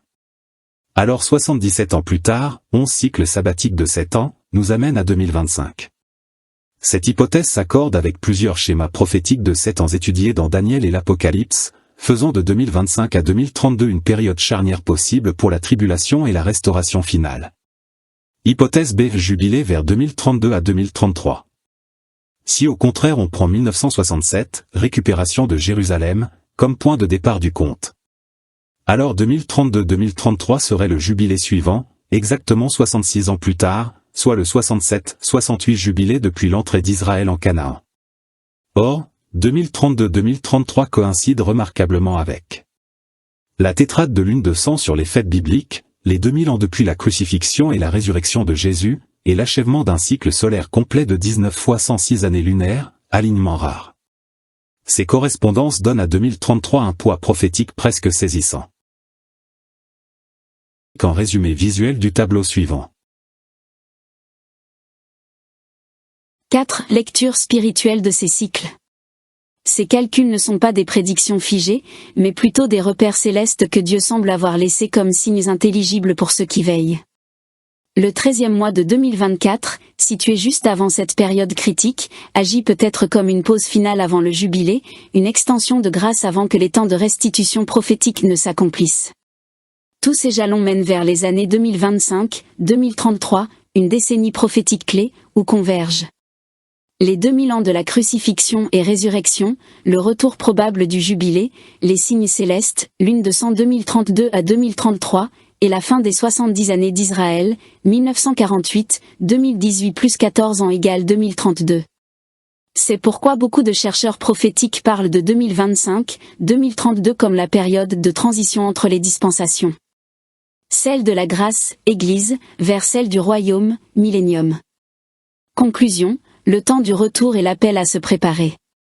À travers l'observation des signes du temps, des cycles prophétiques et des repères célestes, une réalité s'impose, nous arrivons au terme d'un grand cycle divin. Depuis la promesse donnée à Abraham, jusqu'au retour d'Israël sur sa terre, tout s'aligne aujourd'hui pour annoncer la proximité du royaume. Les jubilés, les éclipses, les cycles lunaires et les 2000 ans écoulés depuis la croix convergent vers la même période. Celle du rétablissement de toutes choses, comme l'annonçait Pierre dans Actes 3, 21. Le Seigneur est fidèle à ses rendez-vous dans le temps. Chaque cycle, chaque fête, chaque saison fixée, modim, révèle la précision parfaite du plan divin. Mais ces signes n'ont pas pour but de satisfaire la curiosité intellectuelle, ils sont un appel à la préparation spirituelle. Voici, l'époux vient, sortez à sa rencontre. Matthieu 25, 6. Le temps que nous vivons est une fenêtre de grâce, semblable au 13e mois ajouté par Dieu, un mois d'attente et de miséricorde, avant que le calendrier céleste ne s'accomplisse pleinement. C'est un temps suspendu, où chacun peut encore décider à qui il veut appartenir. Le message du jubilé n'est pas seulement celui du relâchement des dettes et du retour des terres, c'est le cri de la liberté pour les âmes captives. C'est l'annonce que le roi revient, que la vraie restauration approche, et que la trompette du jubilé est sur le point de retentir. Alors que nous contemplons les signes des temps, que notre cœur ne se trouble pas, mais qu'il se tienne prêt. Le Seigneur ne tarde pas dans l'accomplissement de la promesse, comme quelques-uns le croient, mais il use de patience envers nous, ne voulant pas qu'aucun périsse, mais que tous arrivent à la repentance. 2 Pierre 3, 9. Aujourd'hui encore, le salut est offert, la grâce est étendue, et le temps du jubilé s'annonce, celui du retour, de la réconciliation et de la pleine liberté en Christ. C'est le moment de lever les yeux et de dire: oui, viens, Seigneur Jésus. Apocalypse 22, 20. Les guerres et jugements des derniers temps. De l'intensification des conflits à l'Apocalypse. Introduction. Les temps de la fin annoncés dans la Bible sont marqués par une intensification des conflits et des jugements divins sur la terre. La période des 7 ans de tribulation, décrite principalement dans le livre de l'Apocalypse et les prophéties de Daniel, verra le monde plongé dans un chaos sans précédent. Dès les premières années, des guerres majeures éclateront, accompagnées de catastrophes naturelles et de fléaux dévastateurs. Les prophéties bibliques annoncent qu'un tiers de l'humanité périra au cours de cette période. Ces événements se dérouleront en parallèle des jugements des 7 sceaux et des 7 trompettes, marquant des étapes de plus en plus dramatiques dans l'histoire de l'humanité. Cet article explore ces guerres prophétiques et les jugements qui surviendront durant les 3,5 premières années des tribulations. La Bible mentionne effectivement des pertes humaines massives durant les tribulations, notamment dans les prophéties de Zacharie et de l'Apocalypse. 1. La prophétie de Zacharie 13, 8-9. 2/3 exterminés en Israël. Zacharie 13, 8-9 dit. Dans tout le pays, oracle de l'Éternel, les 2/3 seront exterminés, périront, et l'autre tiers survivra. Je ferai passer ce tiers par le feu, et je l'affinerai comme on affine l'argent, je l'éprouverai comme on éprouve l'or. Il invoquera mon nom, et je l'exaucerai. Je dirai, c'est mon peuple. Et il dira, l'Éternel est mon Dieu. Ce passage semble indiquer qu'en Israël, 2/3 de la population mourront durant cette période de tribulation, tandis qu'un tiers sera purifié à travers l'épreuve. 2. Apocalypse 6, 8 1/4 de l'humanité tuée au début des tribulations. Apocalypse 6, 8 décrit l'ouverture du 4e sceau. Je regardai, et voici, parut un cheval d'une couleur verdâtre. Celui qui le montait se nommait la mort, et le séjour des morts l'accompagnait. Le pouvoir leur fut donné sur le quart de la terre, pour faire périr les hommes par l'épée, par la famine, par la mortalité, et par les bêtes sauvages de la terre. Ce passage indique qu'un quart de l'humanité mourra à cause de guerres, famines, maladies et catastrophes naturelles peu après le début des tribulations. 3. Apocalypse 9, entre 15 et 18 1/3 de l'humanité tuée par l'armée démoniaque. Plus tard, lors du 6e fléau de trompette, Apocalypse 9, 15 à 18 annonce. Et les 4 anges qui étaient prêts pour l'heure, le jour, le mois et l'année, furent relâchés afin qu'ils tuent le tiers des hommes. Le nombre des cavaliers de l'armée était de 2 myriades de myriades, j'en entendis le nombre. Par ces 3 fléaux, le tiers des hommes fut tué, par le feu, par la fumée, et par le soufre qui sortait de leur bouche. Ici, une armée démoniaque tue un tiers supplémentaire de la population mondiale, ce qui, combiné aux pertes précédentes, signifie que plus de la moitié de l'humanité aura disparu avant même la seconde moitié des tribulations. 4. Une mortalité massive dès les premières 3,5 années. En résumé. Début des tribulations, un quart de la population mondiale meurt, Apocalypse 6. Plus tard, un tiers des survivants est tué, Apocalypse 9, entre 15 et 18. Total, si nous partons d'une population mondiale de 8 milliards, cela signifie environ 4 milliards de morts avant même la grande tribulation, les 3,5 dernières années. Cela confirme que cette première partie des tribulations sera une période d'une violence extrême, surpassant toutes les guerres et catastrophes de l'histoire humaine. Voici un développement complet des 7 trompettes d'Apocalypse, en les intégrant dans le contexte des destructions des 3,5 premières années des tribulations. Les 7 trompettes et la destruction de l'humanité durant les 3,5 premières années des tribulations. La Bible décrit dans le livre de l'Apocalypse une période de tribulation de 7 ans, divisée en 2 moitiés de 3,5 ans chacune. Durant la première moitié, plusieurs guerres et jugements divins vont frapper la terre, notamment à travers les 7 sceaux et les 7 trompettes. Les 7 trompettes, décrites dans Apocalypse 8 et 9, sont particulièrement destructrices et participent à l'extermination d'une grande partie de l'humanité, en complément des guerres et famines annoncées par les sceaux. Voici leur impact détaillé. Les 7 trompettes d'Apocalypse et leur effet. Première trompette, pluie de feu, de sang et destruction écologique, Apocalypse 8, 7. Le premier ange sonna de la trompette. Et il y eut de la grêle et du feu mêlé de sang, qui furent jetés sur la terre, le tiers de la terre fut brûlé, le tiers des arbres fut brûlé, et toute herbe verte fut brûlée. Effet. Un tiers de la végétation de la terre est détruit par des pluies de feu et de sang. Cela entraîne des famines massives et une perturbation écologique majeure. Deuxième trompette, une montagne embrassée jetée dans la mer, Apocalypse 8, 8 à 9. Quelque chose comme une grande montagne embrassée fut jetée dans la mer, et le tiers de la mer devint du sang, le tiers des créatures vivantes dans la mer mourut, et le tiers des navires fut détruit. Effet. Un tiers des océans pollués et deviennent, du sang, mort massive de la faune marine, .1/3 des navires détruits, ce qui impacte le commerce maritime. Cela pourrait être une énorme météorite ou un volcan sous-marin explosant. Troisième trompette, l'étoile absinthe empoisonne les eaux douces, Apocalypse 8, entre 10 et 11. Une grande étoile, ardente comme un flambeau, tomba du ciel, elle tomba sur le tiers des fleuves et sur les sources d'eau. Le nom de cette étoile est absinthe, le tiers des eaux fut changé en absinthe, et beaucoup d'hommes moururent par les eaux, parce qu'elles étaient devenues amères. Effet. Un tiers des sources d'eau douce empoisonnées. Mortalité importante due à l'eau contaminée. Peut-être une contamination chimique ou nucléaire.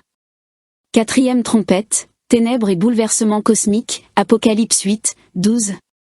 Le 4e ange sonna de la trompette. Et le tiers du soleil fut frappé, le tiers de la lune et le tiers des étoiles, afin que le tiers en soit obscurci, et que le jour ne brillât pas pendant un tiers, et la nuit de même. Effet. Obscurité sur un tiers de la journée et de la nuit. Perturbation climatique massive, réduction de la lumière solaire. Cela pourrait être causé par une éruption volcanique, un hiver nucléaire ou une catastrophe spatiale. Après ces 4 premières trompettes, le monde est déjà plongé dans le chaos écologique et économique. Mais ce n'est que le début. Les 3 dernières trompettes, les fléaux démoniaques. Les 3 dernières trompettes sont appelées les 3 malheurs car elles sont encore plus terribles. 5e trompette, invasion de sauterelles démoniaques, un malheur, Apocalypse 9, 1 à 12. Il leur fut donné de ne pas tuer les hommes, mais de les tourmenter pendant 5 mois, et le tourment qu'elles causaient était comme le tourment du scorpion quand il pique un homme. Apocalypse 9, 5. Effet. Des démons sous forme de sauterelles sortent de l'abîme pour tourmenter les hommes non marqués du sceau de Dieu. Souffrances atroces pendant 5 mois, les gens voudront mourir mais ne le pourront pas. Ces créatures pourraient être des esprits démoniaques libérés sur terre. 6e trompette, une armée démoniaque extermine un tiers de l'humanité, 2e malheur, Apocalypse 9, 13 à 21. Délie les 4 anges qui sont liés sur le grand fleuve Euphrate. Et les 4 anges qui étaient prêts pour l'heure, le jour, le mois et l'année, furent relâchés afin qu'ils tuent le tiers des hommes. Apocalypse 9, entre 14 et 15. Effet. Une armée de 200 millions de cavaliers démoniaques tue un tiers de la population mondiale restante. Ils tuent par le feu, la fumée et le soufre sortant de leur bouche. Avec les morts des sceaux et des trompettes précédentes, plus de la moitié de l'humanité a disparu. Synthèse. Combien de morts durant les 3,5 premières années? En combinant les effets des sceaux et trompettes. Un quart de la population meurt avec le 4e sceau, Apocalypse 6. Un tiers des survivants tués avec la 6e trompette, Apocalypse 9, 15. Autre perte massive due aux catastrophes naturelles et guerres. Si la population mondiale est de 8 milliards au début des tribulations. Après le 4e sceau, 6 milliards restants. Après la 6e trompette, environ 4 milliards restants. Cela signifie que plus de la moitié de l'humanité aura disparu en seulement 3,5 ans. Conclusion, une période de chaos total. Les 3,5 premières années des tribulations seront marquées par destruction écologique massive, feu, pollution des eaux, obscurité. Famine et guerres intensifiées. Fléaux démoniaques torturant les hommes. Extermination de plus de la moitié de l'humanité. Et pourtant, ce ne sera que le début. La seconde moitié des tribulations sera encore plus terrible avec les 7 coupes de la colère de Dieu. Voici un développement complet des 7 coupes de la colère de Dieu, qui marque la seconde moitié des 7 ans de tribulation. Cette période est encore plus terrible que les sceaux et les trompettes, car elle correspond au jugement final de Dieu sur un monde rebelle, juste avant le retour de Jésus-Christ. Les 7 coupes de la colère de Dieu. Apocalypse 16, 1 à 21. La seconde moitié des tribulations, appelée la Grande Tribulation, dure 3,5 ans et correspond à l'ultime déchaînement de la colère divine sur une humanité qui a refusé de se repentir. Les 7 coupes sont déversées rapidement, provoquant une destruction totale du système de l'Antéchrist et préparant le retour du Christ.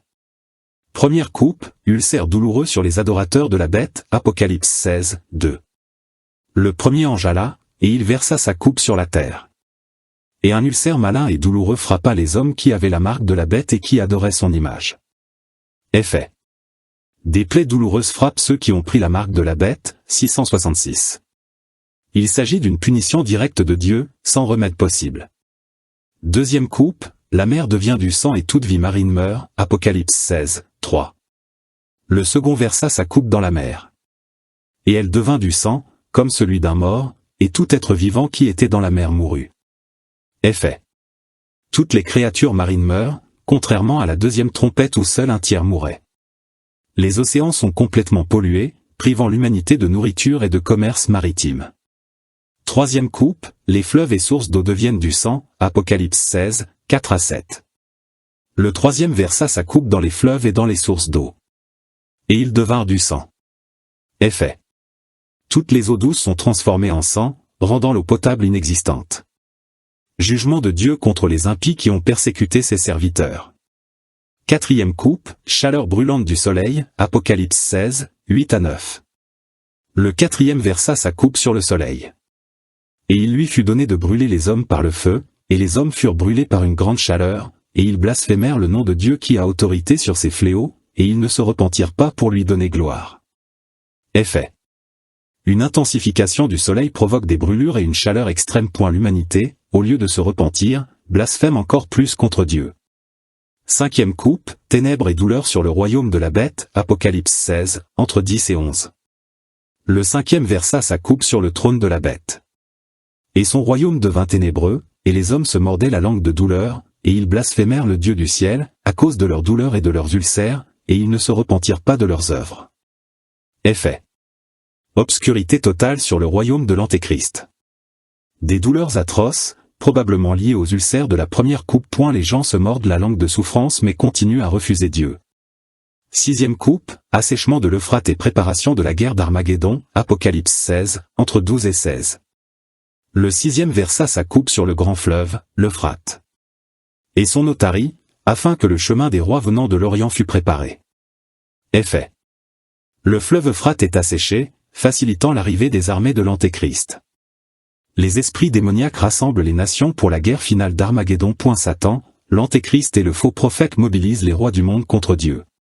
Septième coupe, tremblement de terre mondial et chute de Babylone, Apocalypse 16, 17-21. Le septième versa sa coupe dans l'air. Et il sortit du temple, du trône, une voix forte qui disait, c'en est fait. Et il y eut des éclairs, des voix, des tonnerres, et un grand tremblement de terre, tel qu'il n'y en eut jamais depuis que l'homme est sur la terre. Effet. Le plus grand tremblement de terre de l'histoire détruit les villes du monde entier. Babylone la Grande, le centre du pouvoir mondial de l'Antéchrist, est anéanti. Grêle énorme, chaque grêlon pèse près de 40 kg. Jugement final juste avant le retour de Jésus-Christ. Synthèse, la fin du règne de l'Antéchrist. Les 7 coupes détruisent progressivement et totalement le système de l'Antéchrist. Première coupe, maladies incurables sur les adorateurs de la bête. Deuxième coupe, mers et océans pollués, toute la vie marine meurt. Troisième coupe, toutes les eaux douces deviennent impropres à la consommation. Quatrième coupe, chaleur extrême brûlant les hommes. Cinquième coupe, obscurité totale sur le royaume de la bête. Sixième coupe, préparation de la bataille d'Armageddon. Septième coupe, tremblement de terre mondial, chute de Babylone, grêle massive. Conclusion, l'heure du jugement. Ces 7 coupes sont le dernier jugement de Dieu avant le retour glorieux de Jésus-Christ. Elles marquent la fin de l'Antéchrist et du système satanique. Jésus revient immédiatement après la 7e coupe pour installer son règne millénaire, Apocalypse 19, 11-21. Voici une description détaillée du retour glorieux de Jésus-Christ et de la bataille d'Armageddon, telle qu'annoncée dans l'Apocalypse. Le retour de Jésus et la bataille d'Armageddon. Apocalypse 19, 11-21. À la fin des 7 ans de tribulation, après les 7 coupes de la colère de Dieu, le monde est en ruine et l'Antéchrist a rassemblé les armées du monde entier à Armageddon. C'est alors que Jésus revient en gloire avec toutes les armées célestes pour établir son règne millénaire et détruire ses ennemis. 1. L'Antéchrist et ses armées à Armageddon, Apocalypse 16, entre 12 et 16. Les événements précédant la bataille. Après la 6 coupes, le fleuve Euphrate est asséché, permettant aux armées du monde de converger vers Israël. Des esprits démoniaques, envoyés par Satan, l'Antéchrist et le faux prophète, rassemblent tous les rois de la terre pour la guerre contre Dieu. Le champ de bataille. Armageddon, hébreu, Ar-Megiddo, colline de Megiddo, en Israël, une plaine stratégique utilisée dans l'histoire pour de grandes batailles. Ils les rassemblèrent dans le lieu appelé en hébreu Armageddon. Apocalypse 16, 16. L'Antéchrist pense qu'il va vaincre Jésus et prendre définitivement le contrôle de la terre. Mais il est sur le point d'être écrasé par le roi des rois. 2. L'apparition glorieuse de Jésus-Christ, Apocalypse 19, entre 11 et 16. Puis je vis le ciel ouvert, et voici, parut un cheval blanc. Celui qui le montait s'appelle Fidèle et Véritable, et il juge et combat avec justice. Jésus descend du ciel avec puissance. Sur un cheval blanc, symbole de victoire. Il est fidèle et véritable, apportant le jugement.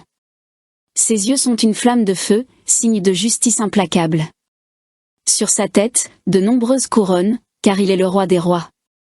Il porte un vêtement trempé de sang, peut-être celui de ses ennemis, voir Ésaïe 63, 1-6.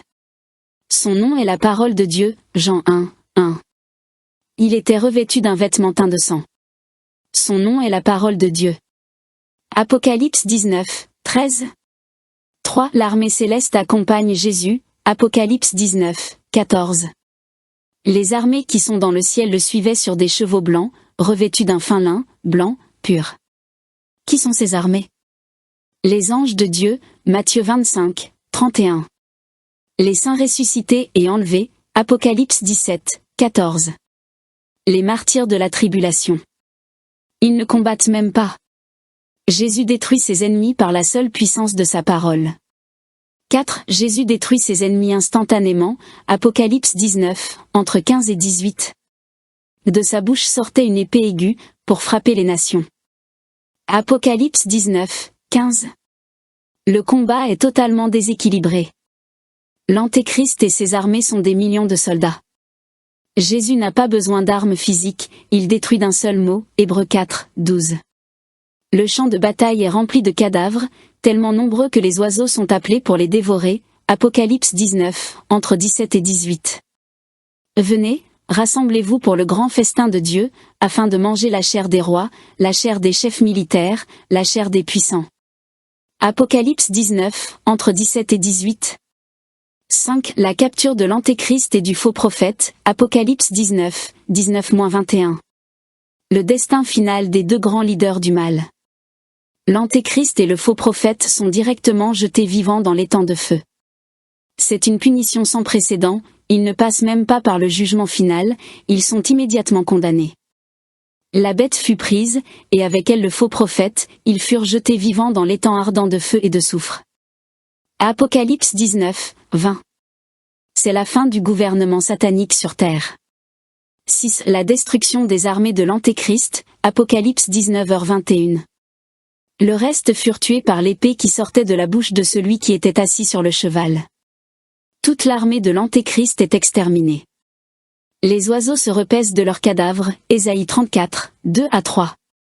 Jésus a maintenant repris le contrôle total de la terre.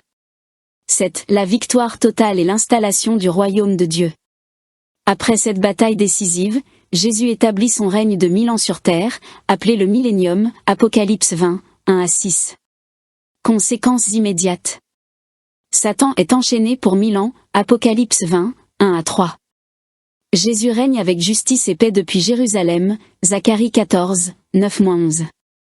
Les saints ressuscités régneront avec lui, Apocalypse 20, 4-6. Les nations survivantes reconnaissent Jésus comme roi, Ésaïe 2, 2-4. Conclusion, une victoire totale pour Christ. Le royaume du monde est remis à notre Seigneur et à son Christ, et il régnera au siècle des siècles.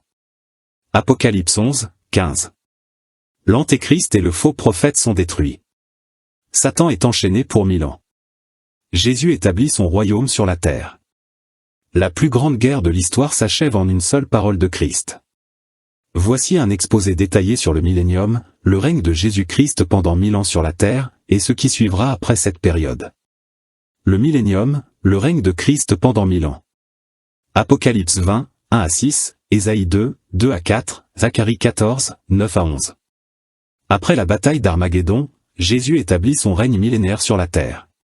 C'est une période unique où la paix, la justice et la gloire de Dieu rempliront le monde. Heureux et saints ceux qui ont part à la première résurrection. La seconde mort n'a point de pouvoir sur eux, mais ils seront sacrificateurs de Dieu et de Christ, et ils régneront avec lui pendant 1000 ans. Apocalypse 20, 6. 1. Satan est enchaîné pour 1000 ans, Apocalypse 20, 1-3. Un ange descend du ciel avec une grande chaîne et lie Satan. Satan est jeté dans l'abîme, une prison spirituelle où il ne pourra plus séduire les nations. Le monde sera enfin libéré de son influence maléfique. Il le jeta dans l'abîme, ferma et scella l'entrée au-dessus de lui, afin qu'il ne séduisît plus les nations, jusqu'à ce que les 1000 ans soient accomplis. Apocalypse 20, 3. Pendant 1000 ans, le monde connaîtra une paix totale. 2. Jésus règne sur le monde entier, Zacharie 14, 9 à 11, Ésaïe 2, 2 à 4.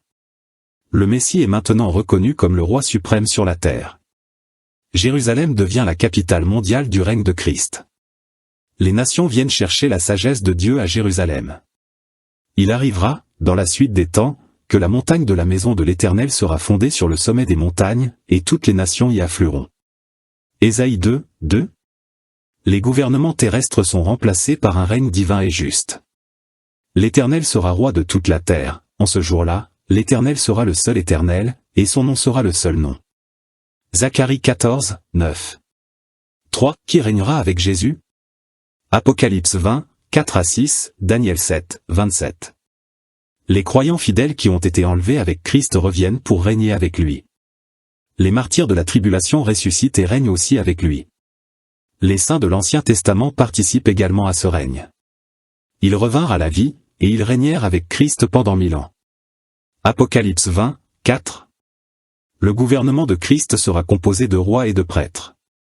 4. La terre restaurée et transformée, Ésaïe 11, 6 à 9, Ésaïe 65, entre 20 et 25.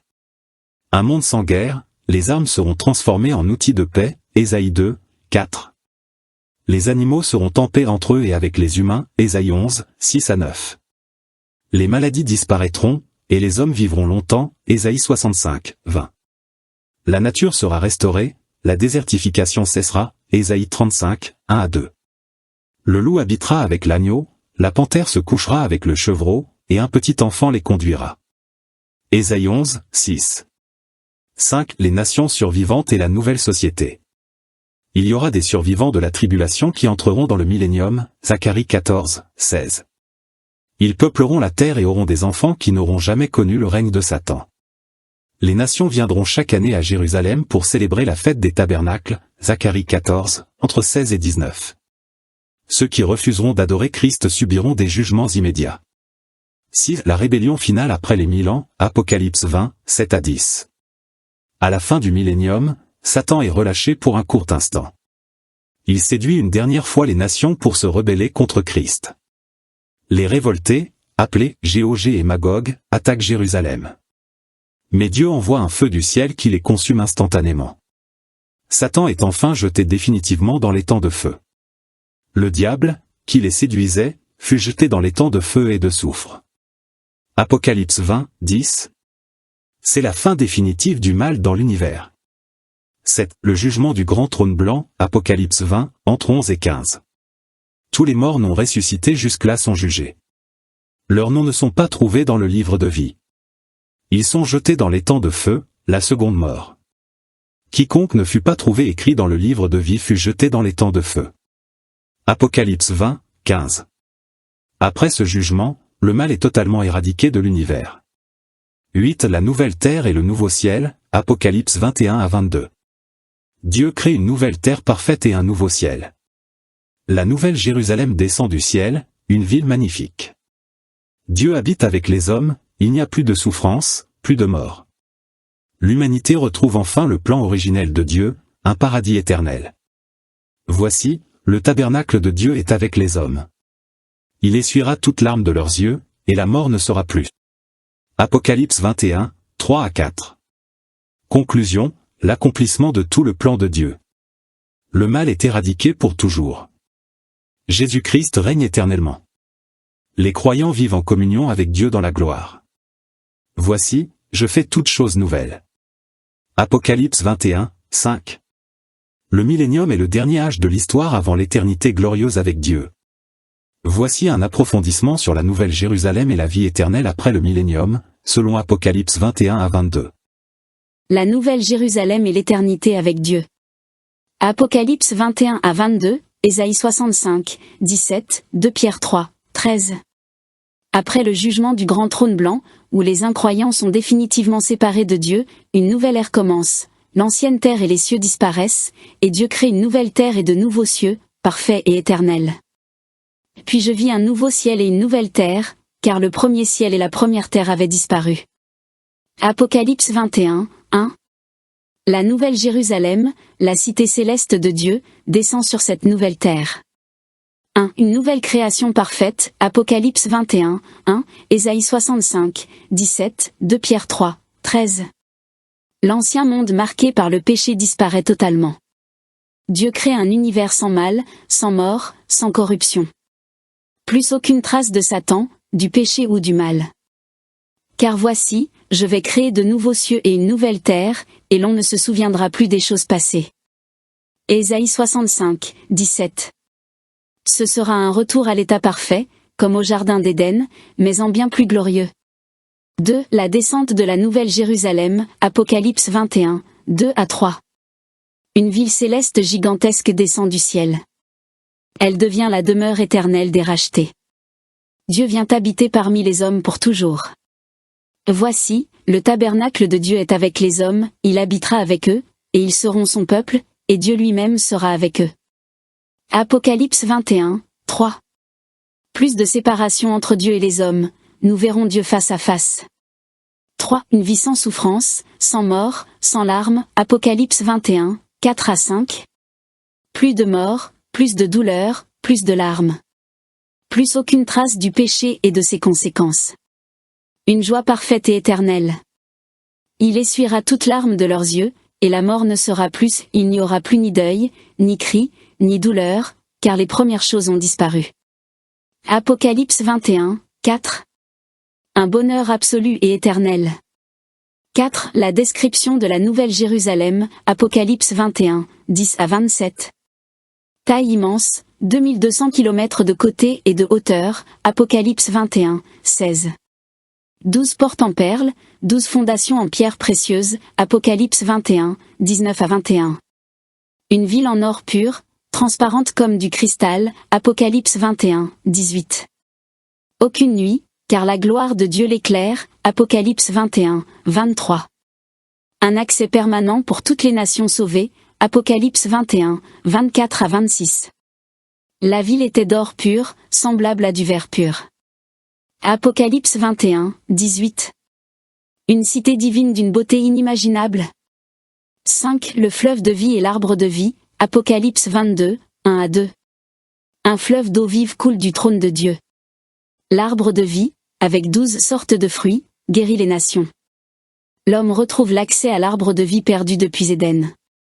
Il me montra un fleuve d'eau de la vie, limpide comme du cristal, qui sortait du trône de Dieu et de l'agneau. Apocalypse 22, 1. Une nature parfaite et régénérée, où tout est vie et abondance.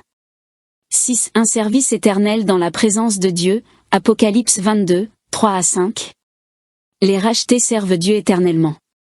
Ils voient son visage et portent son nom. Il règne avec lui pour toujours.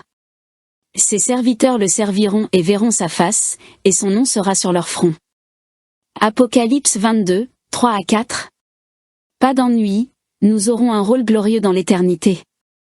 7. La conclusion, l'invitation finale de Dieu, Apocalypse 22, 12 à 21. Jésus annonce son retour imminent. L'invitation est donnée à tous d'entrer dans cette cité. Un appel à prendre part gratuitement au salut et à la vie éternelle. Que celui qui a soif vienne, que celui qui veut prenne de l'eau de la vie, gratuitement. Apocalypse 22, 17. Une promesse certaine, Jésus revient bientôt. Conclusion, une destinée glorieuse. Nouvelle terre, nouvelle Jérusalem, une demeure parfaite.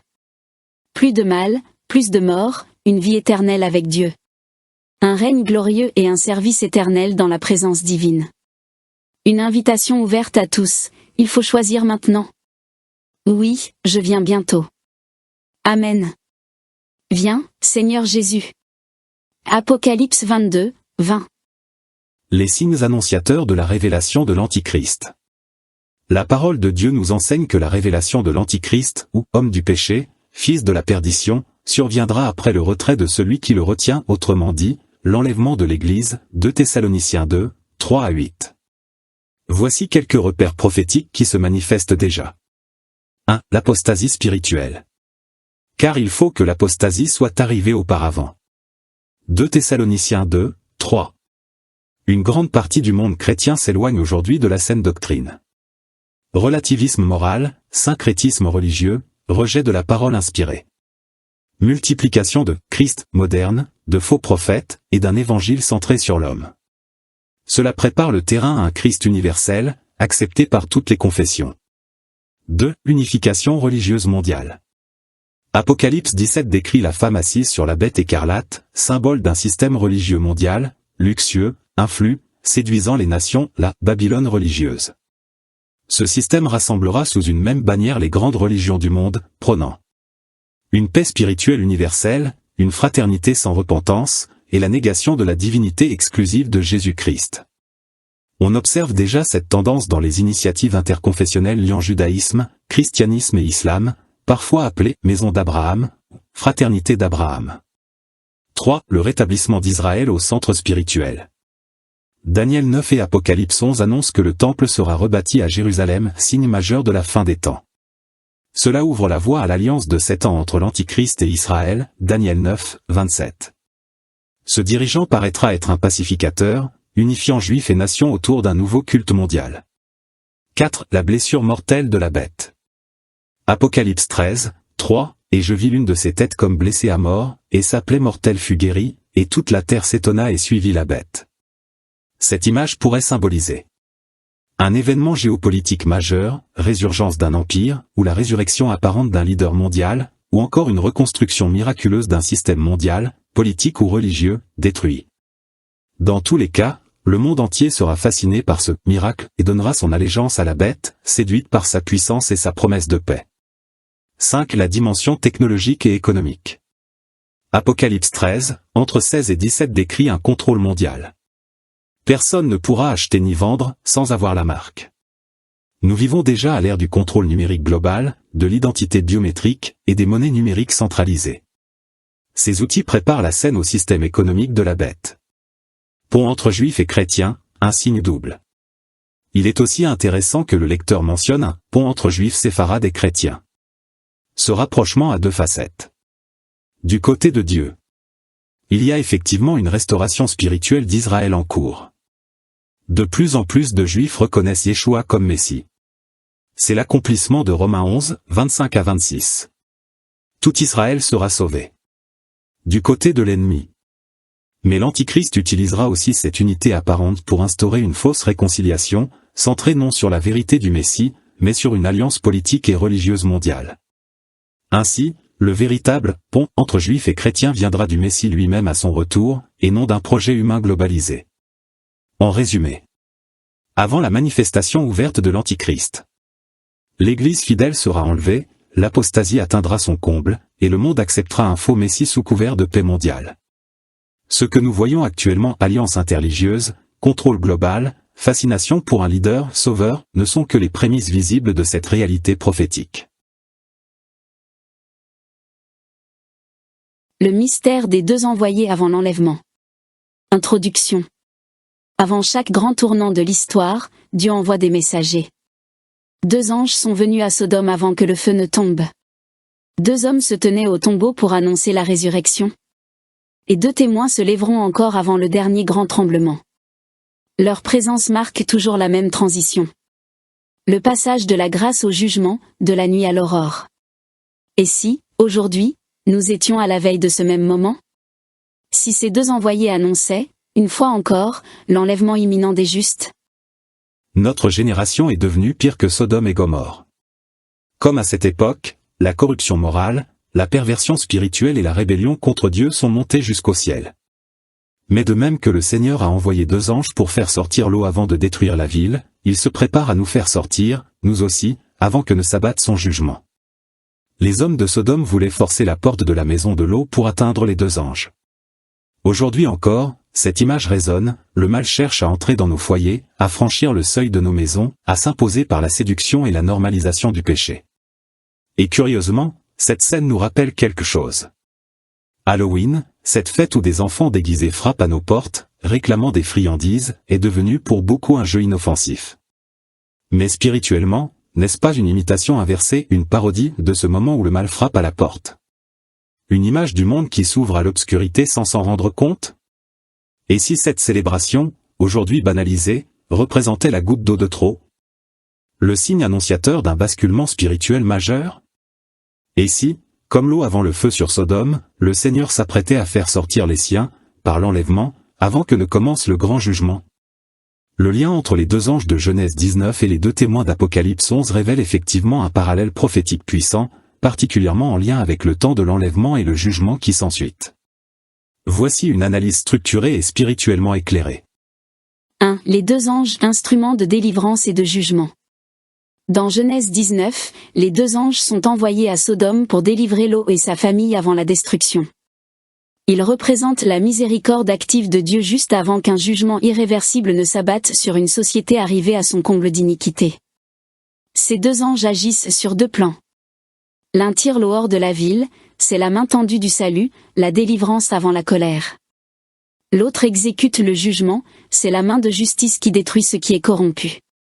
Cette dualité, salut et jugement, correspond à la dynamique même de l'enlèvement. Dieu retire les siens avant que la colère ne s'abatte sur le monde, comme l'eau fut retirée avant le feu. 2. Les deux témoins, écho des deux anges.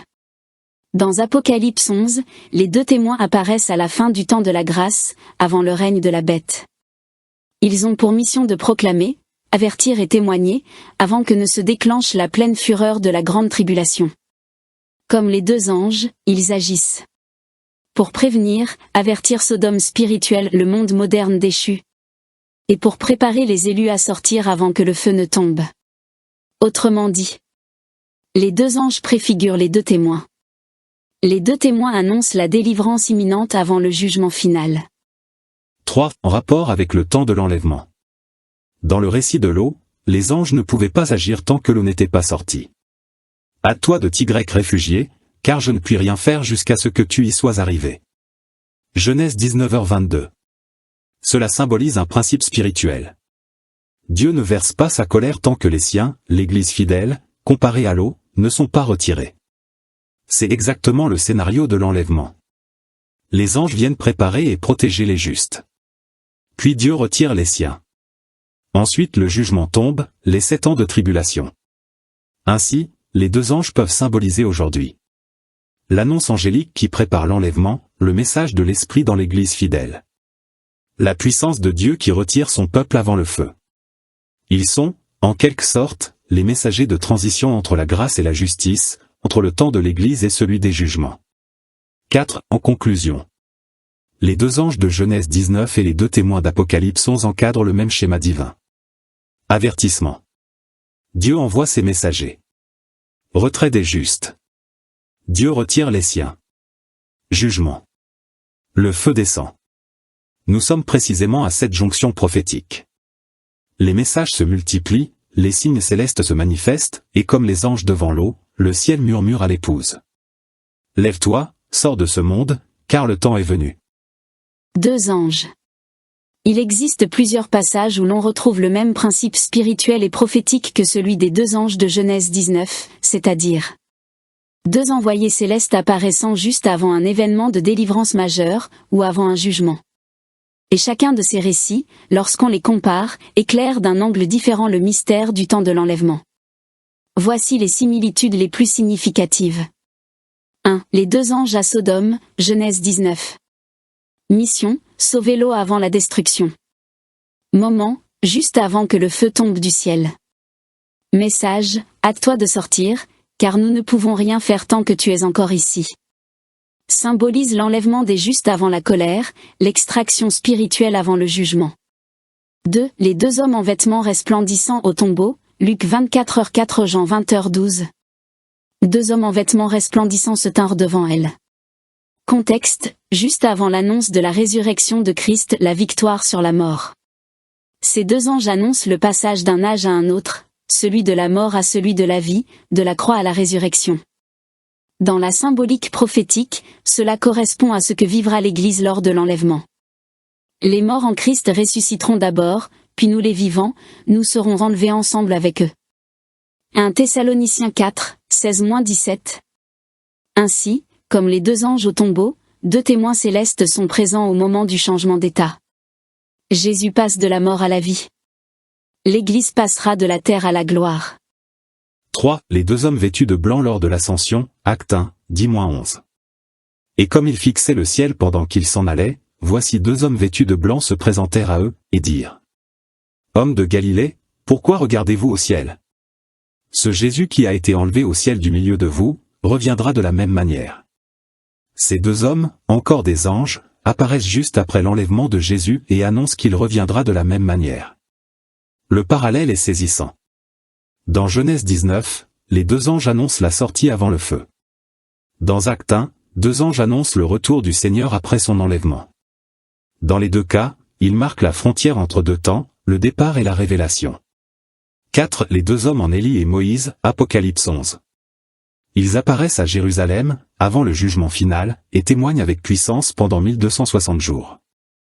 Ils accomplissent les mêmes œuvres que Moïse, plaie et feu, et Élie, fermeture du ciel. Ils sont comme les reflets terrestres des deux anges célestes de Genèse 19. Envoyés avant le jugement, portant à la fois la miséricorde et la justice. 5. Lecture prophétique d'ensemble. Ces « paires d'anges » sont des signatures divines à chaque seuil majeur. Événement biblique. Présence de deux anges. Transition opérée. Sodome, Genèse 19. Délivrance avant la destruction. Du monde corrompu à la justice. Tombeau, Luc 24. Résurrection de Jésus. De la mort à la vie. Ascension, Acte 1. Annonce du retour. Du visible à l'invisible. Deux témoins, Apocalypse 11. Témoignage avant le jugement. De la grâce au règne. Chaque fois que deux messagers apparaissent, Dieu est sur le point de retirer les siens. Fermer une ère. Libérer un jugement. C'est une constante divine. Conclusion prophétique. Les deux anges de Genèse 19 représentent donc bien plus que la délivrance de l'eau. Ils sont le modèle archétypal de l'intervention céleste juste avant l'enlèvement. Et leurs reflets successifs au tombeau, à l'ascension, et dans l'Apocalypse, nous rappellent que Dieu agit toujours selon le même schéma. Avant de frapper, il retire et avertit. Nous sommes aujourd'hui dans ce moment-là. Les anges sont déjà en chemin. Leurs voix se font entendre dans le monde spirituel. Et comme l'eau, l'Église doit se hâter de sortir. Car bientôt, la porte se fermera.